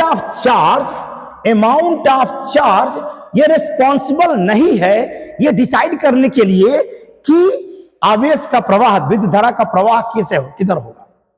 जैसे एक एग्जांपल लेता हूं बेटा, इसको एग्जांपल से हम समझा सकते हैं। अगर मैं ये कहूं कि एक बर्तन में 70 लीटर पानी है, इधर बेटा 70 लीटर पानी है, और दूसरे बर्तन में 30 लीटर पानी है, मैंने बर्तन कैसा है ये तो नहीं बताया। हो सकता है कि 70 लीटर पानी है बेटा और हमारा दूसरा बर्तन कुछ ऐसा है, इसमें 30 लीटर पानी है, इसमें 70 ज्यादा पानी है और 70 लीटर पानी है। देखिए इसको, ये हमारा 70 लीटर पानी है, इसमें पानी कम है 30 लीटर है, लेकिन बर्तन की डिजाइनिंग ऐसी है कि उसमें तल क्या है, ज्यादा है। बोलो, यानी बी में, मैं अगर इसको ए मान लिया जाए और इसको बी मान लिया जाए, बी में पानी कम है लेकिन पानी का जो लेवल है, जो तल है बेटा, तल ज्यादा है। देखिए तल इसका बहुत ज्यादा है, तल इसका ज्यादा हो गया, और इसका जो लेवल है, इसका जो तल है यह क्या है, कम है। पानी की मात्रा ज्यादा है लेकिन इसका लेवल कम है। अगर मैं इसको कनेक्ट कर दूं बेटा, यदि मैं इन दोनों को आपस में कनेक्ट कर दूं तो देख लीजिए निश्चित रूप से जो लिक्विड होगा, जो पानी होगा, वह बी से किधर जाएगा, ए की तरफ आपका फ्लो करने लगेगा। एकदम सेम यही फिनोमेना वहां भी काम करेगी। देखो अगर मान लीजिए हमने क्या था यहां पर 70 कूलाम का चार्ज था और दूसरी जो बॉडी है उस पर कितना था बेटा 30 कूलाम का चार्ज था और पूछा गया था कि ए और बी को जोड़ने पर विद्युत धारा का प्रवाह किधर होगा, ए से बी की तरफ, बी से ए की तरफ। इसका आंसर था कि दोनों पॉसिबल है, धारा ए से बी भी जा सकता है और बी से ए भी आ सकता है। अमाउंट ऑफ चार्ज विद्युत धारा के प्रवाह को निर्धारित नहीं करेगा। जैसे पानी के फ्लो को, पानी का फ्लो किधर होगा इसको डिफाइन, उसके लिए जिम्मेदार कौन है, तल है बेटा, लेवल, लेवल जिम्मेदार है।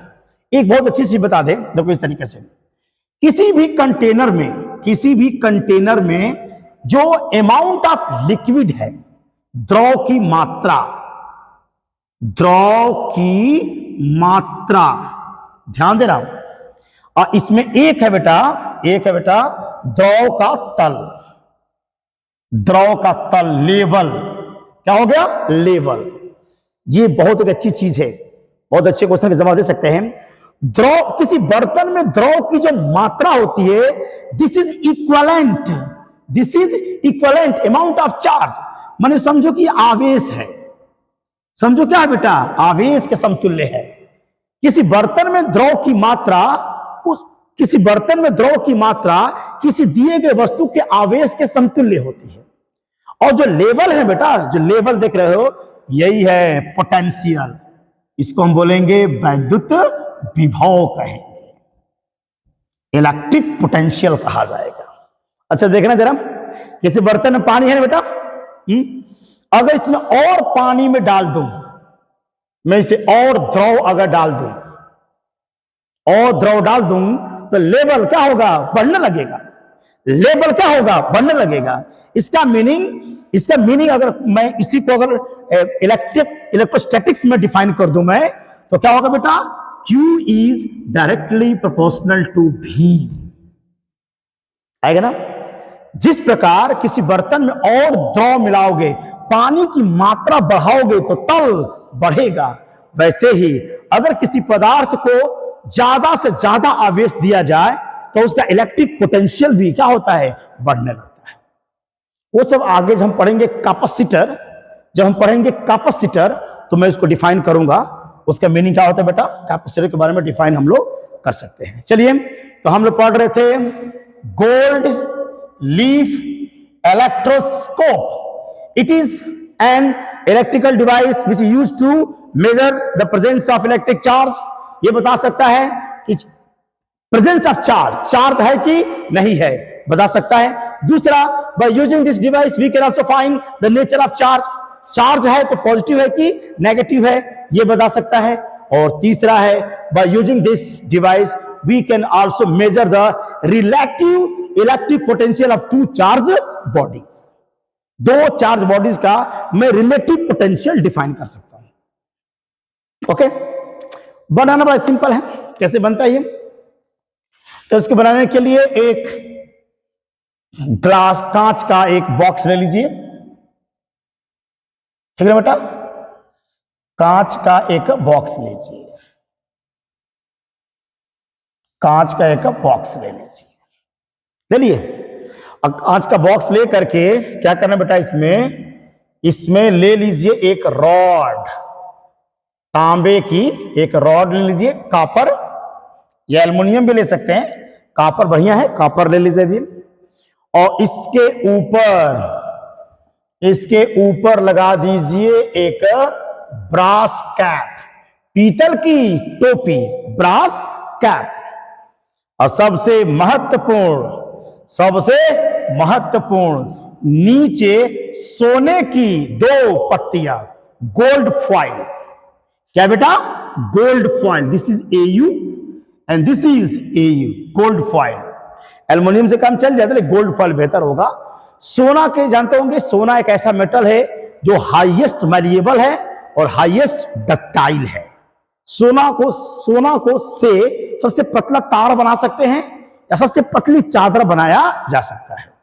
ओके, गोल्ड फॉइल, ये है हम लोग का GLE, GLE, gold leaf electroscope. अब चलिए, क्या पता करना है, हमें पता करना है कि आवेश है कि नहीं है, किसी वस्तु के ऊपर आवेश है कि नहीं है, ये गोल्ड लीफ इलेक्ट्रोस्कोप बता सकता है। बड़ा इजी मेथड है बेटा। मान लीजिए अगर किसी वस्तु के ऊपर आवेश है, जिसको चेक करना है कि उसके ऊपर आवेश है कि नहीं है, क्या करेंगे? जैसे मान लें कि हमने इसको कंडक्शन किया, दो है टू मेथड्स, कंडक्शन और इंडक्शन। मैं कंडक्शन पढ़ा रहा हूं। अगर मान लें कि एक वस्तु कोई ए है और मैं चेक करना चाहता हूं कि इसके ऊपर आवेश है कि नहीं है, मैंने मान लिया इसके ऊपर कौन सा चार्ज है बेटा? प्लस चार्ज है। कौन सा चार्ज है? प्लस चार्ज है। इसको टच कर दिया। जिस वस्तु पर आवेश के उपस्थिति की जानकारी प्राप्त करनी होती है, उस वस्तु को हम गोल्ड लीफ इलेक्ट्रोस्कोप के कैप से क्या करेंगे? टच कर देंगे। जो ही टच करोगे तो भाई इसमें के इसके फ्री इलेक्ट्रॉन सब चले जाएंगे उसमें, यानी इसका जो वस्तु ए का जो प्लस चार्ज होगा बेटा आपके गोल्ड लीफ पर आ जाएगा, गोल्ड लीफ पर आ जाएगा। तो वो जो आवेश होगा सोने की पत्तियों पर भी आएगा, और जब यहां भी प्लस और यहां भी प्लस, सोने की जो पत्तियां लगी होती हैं वो मूवेबल होती हैं, वो मूव कर सकती हैं, अपनी जगह पर हिल डुल सकती हैं। ओके, अब जो ही बेटा यहां पर दोनों को प्लस प्लस आएगा तो इनके बीच में क्या होगा? रिपल्सन लगेगा। आप देखोगे सोने की दोनों पत्तियों के बीच में क्या होगा? डाइवर्जेंस हो जाएगा, डाइवर्जेंस। अगर इनके बीच में डाइवर्जेंस दिखाई आपको दे रहा है, डाइवर्जेंस यदि आपको मिल रहा है तो इसका मतलब दी गई वस्तु पर क्या है? आवेश है। दी गई वस्तु पर आवेश है। तो ध्यान दीजिएगा, पता चल गया भाई आवेश की उपस्थिति। अगर किसी भी वस्तु को, जिस वस्तु पर आवेश की उपस्थिति को चेक करना होता है, उस वस्तु को हम गोल्ड लीफ इलेक्ट्रोस्कोप के कैप से टच कर देंगे। यदि सोने की दोनों पत्तियों के बीच में डाइवर्जेंस होता है, इसका तात्पर्य है कि दी गई वस्तु पर आवेश है। अगर किसी वस्तु को हम टच किए और डाइवर्जेंस नहीं होता है, इसका मतलब उसके ऊपर आवेश नहीं है, उसके ऊपर आवेश नहीं है। अब दूसरा, how to find the nature of charge. Nature of charge को कैसे डिफाइन करेंगे कि प्लस है कि माइनस है, प्लस है कि माइनस है। चलिए, nature of charge, nature of charge, ठीक है बेटा। नेचर ऑफ चार्ज को कैसे में डिफाइन करेंगे? Bye using gold leaf electroscope. कैसे पता करेंगे चार्ज है कि नहीं है? बहुत इजी है। ये गोल्ड लीफ इलेक्ट्रोस्कोप, ये हो गया गोल्ड लीफ इलेक्ट्रोस्कोप, हो गया कैप, हो गया। चलिए चेक करते हैं किसी वस्तु पर आवेश कैसे पता करते हैं। सबसे पहला काम, हम लोग एक एक्सपेरिमेंट करेंगे। ग्लास रॉड को सिल्क से क्या करेंगे बेटा? रब किया जाएगा। हम जान भी पढ़ चुके हैं कि ग्लास रॉड को सिल्क से जब रब करेंगे तो इसके ऊपर कौन सा चार्ज आएगा? पॉजिटिव चार्ज आ जाएगा, इसके ऊपर प्लस चार्ज आ जाएगा। अब क्या करेंगे? इस ग्लास रॉड को, जिसके ऊपर प्लस चार्ज आ गया है, इस ग्लास रॉड को पहले हम गोल्ड लीफ के कैप से टच कर देंगे। पहले शुरू में हम गोल्ड लीफ के कैप से क्या करेंगे? टच कर देंगे, कंडक्शन करेंगे। अब क्या होगा?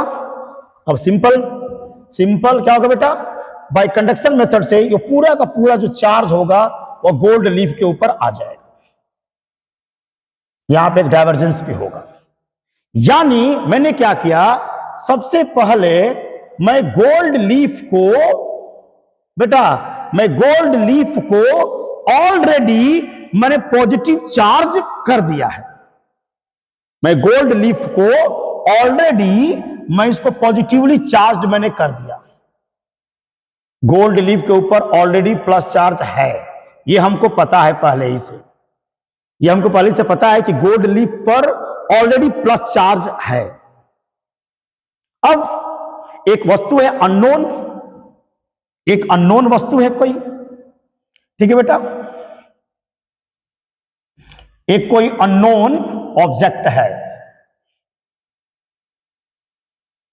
अगर मान लो कोई अननोन वस्तु है, कोई एकदम बिल्कुल एक वस्तु जिसके ऊपर हम आवेश नहीं जानते हैं कि पता नहीं इसके ऊपर प्लस है कि माइनस है, हमको नहीं पता है, यानी ये अज्ञात, क्या है बेटा, अज्ञात वस्तु, अननोन ऑब्जेक्ट है। इसके ऊपर आवेश है, आवेश है, इतना क्लियर है, लेकिन हम ये नहीं जानते कि प्लस है कि माइनस है। बस आवेश की प्रकृति को चेक करना है कि कौन सा आवेश, आवेश है, ये क्लियर है, इस पर आवेश है, इट इज कंफर्म, आवेश है, it has charge, it has charge, charge है इसके पास, बस पता करना है कि चार्ज प्लस है कि माइनस है। ये कैसे पता करेंगे? बहुत आसान सा तरीका है, बहुत इजी मेथड। अब अज्ञात वस्तु, अंदाजा लगाओ बेटा, अगर जो अज्ञात वस्तु है, अगर अज्ञात वस्तु के ऊपर, यदि जो अज्ञात वस्तु है, अगर अज्ञात वस्तु के ऊपर मान लीजिए कि पॉजिटिव चार्ज है, तो क्या होता? गोल्ड लीफ के ऊपर ऑलरेडी प्लस चार्ज था और उसको और प्लस मिल गया, और प्लस मिल गया, तब तो क्या होगा, हमारे गोल्ड लीफ पर और प्लस चार्ज बढ़ेगा। इसका मतलब कि डाइवर्जेंस क्या होगा, और अधिक हो जाएगा।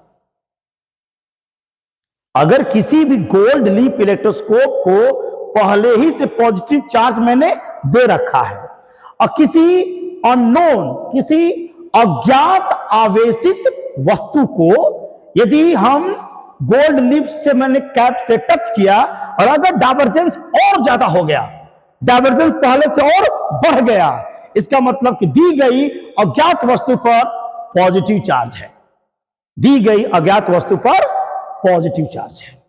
यह डिफाइन हो गया। अब एक और सिंपल सा है, दूसरा तो बिल्कुल सिंपल है। अब हमारे पास गोल्ड लीफ है, मान लीजिए मैंने इसको ऑलरेडी, बेटा मैंने ऑलरेडी इसको पॉजिटिव चार्ज दे रखा है, मैं इस गोल्ड लीफ को ऑलरेडी पॉजिटिव चार्ज दे रखा है, तो कहीं ना कहीं डाइवर्जेंस जा करके रुका होगा। अब मान लीजिए हमारे पास एक अज्ञात वस्तु आ रही है, एक अज्ञात वस्तु आ रही है, अननोन है, अज्ञात वस्तु, ये क्या बेटा, अज्ञात वस्तु, अननोन ऑब्जेक्ट। और मान लो कि इसके ऊपर कौन सा चार्ज है बेटा, माइनस चार्ज है। अगर हमारे अज्ञात वस्तु पर माइनस चार्ज है तो वह माइनस चार्ज इस प्लस चार्ज को उदासीन करने की कोशिश करेगा, न्यूट्रलाइज करेगा। क्या करेगा, न्यूट्रलाइज करेगा। और जब न्यूट्रलाइज करेगा तो हमारे गोल्ड लीफ के ऊपर जो पॉजिटिव चार्ज है उसका मान क्या होगा, कम होगा। और जब गोल्ड लीफ सोने की दोनों पत्तियों के बीच पर जो अमाउंट ऑफ चार्ज है वो अगर घटेगा तो इन दोनों पत्तियों के बीच में क्या होगा, दोनों पत्तियां आपस में क्या होंगी, नजदीक आ जाएंगी।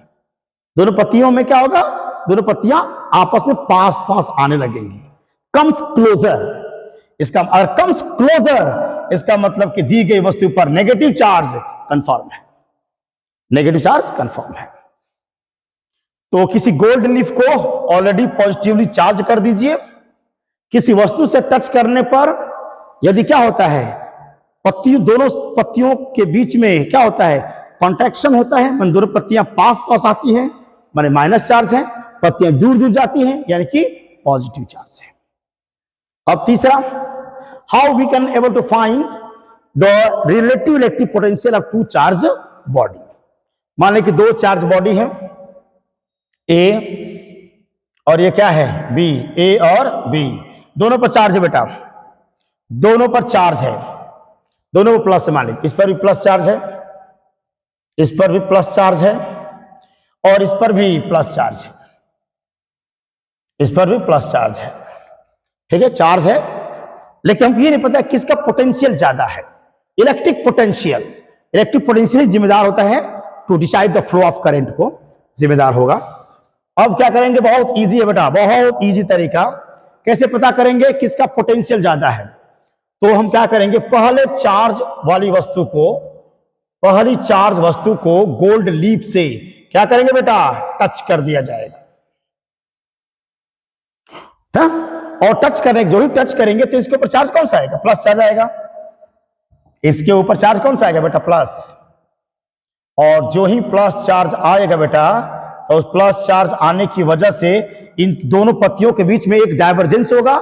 इस डाइवर्जेंस को हम नाप लेंगे, ये डाइवर्जेंस कितना हो रहा है। माना कि ये डाइवर्जेंस कितना है बेटा, d1 है। और ठीक वही गोल्ड लीफ, दूसरा नहीं, वही गोल्ड लीफ को यहां ले जाइए और यहां पर ले जाने के बाद दूसरे वाले ऑब्जेक्ट को उसी गोल्ड लीफ के कैप से क्या करिए, टच कर दीजिए। यहां भी कौन सा चार्ज है, पॉजिटिव चार्ज है, उसका पॉजिटिव चार्ज कंडक्शन मेथड से पूरा फैल जाएगा इसके ऊपर, इसका पूरा प्लस चार्ज फैल जाएगा। देखिए ये चार्ज आपका फैलेगा, ठीक है बेटा, चार्ज फैलेगा और चार्ज फैलने की वजह से इनके बीच में भी क्या होगा, एक डाइवर्जेंस होगा और इस डाइवर्जेंस को हम लोग क्या करेंगे, नाप लेंगे, मेजर कर लेंगे, डाइवर्जेंस को नापेंगे, डाइवर्जेंस को नाप लेंगे। अब देखिए यदि लेट माना कि D2 बड़ा है किससे, D1 से। मान लीजिए कि यहां का जो डाइवर्जेंस है वो 3 सेंटीमीटर है और यहां का डाइवर्जेंस कितना है, 5 सेंटीमीटर है, सपोज दैट। अगर D2 का डाइवर्जेंस ज्यादा है और D1 का डाइवर्जेंस कम है, इट मींस वस्तु B का जो पोटेंशियल है वह ज्यादा है और वस्तु A का पोटेंशियल क्या है, कम है। यानी इसका विभव अधिक है, इसका विभव कम है, माने विद्युत धारा का प्रवाह B से A की तरफ हो जाएगा अगर जोड़ेंगे बाई चांस तो। ठीक है बेटा, तो ये रहा हम लोग का GLE, गोल्ड लीफ इलेक्ट्रोस्कोप के 2 यूनिट मैंने बता दिया। इलेक्ट्रो जो स्टैटिक्स है बेटा, इलेक्ट्रोस्टैटिक्स